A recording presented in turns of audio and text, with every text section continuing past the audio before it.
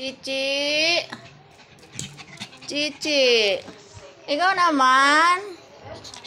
Ikaw naman. Ikaw naman. Ang galing mo ah. Galing mo ah. Tam. Yan o. Gampit mo na siya. Napapagod na daw siya. Pagod na daw siya. Cici. Ikaw rin tutulog ka na. Cici.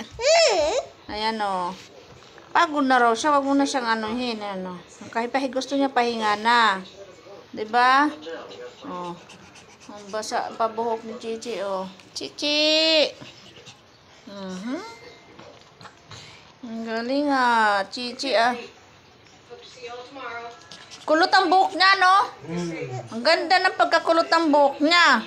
Ganun yan, Tigris, oh. Pag humaba yan, ganun yan. Oo. Hindi yung ganyan katol kay Kiki on the street. Iba sa kanya street, oh.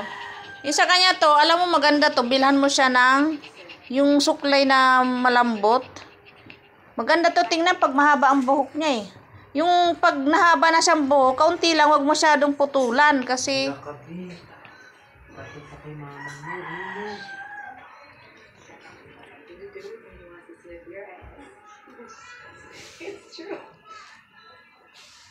napapagod na siya. O, tingnan mo, pahinga na siya.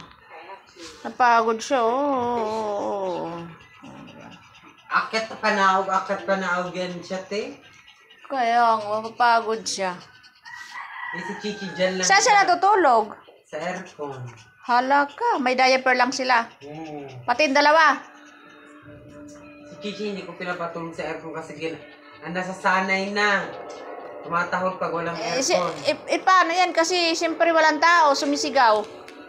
Diba, Cici?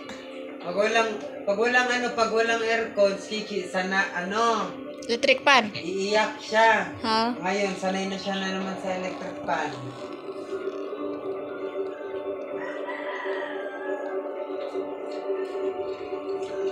Haba na ng buhok niya, oh. Haba na ng buhok mo, Cici. Agoy, nagpapalambing, oh, akoro. Nagpapalambing siya, oh.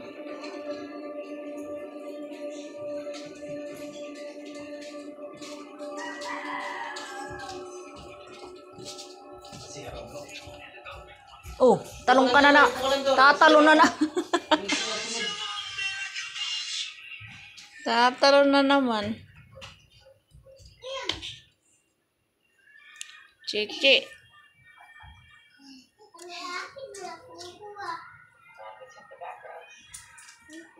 Cici. Parang may tapon dyan. Ay.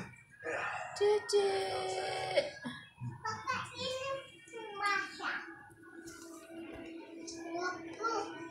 Mahulog ka. Baka mahulog ka. Hindi siya tumatalon? Ako.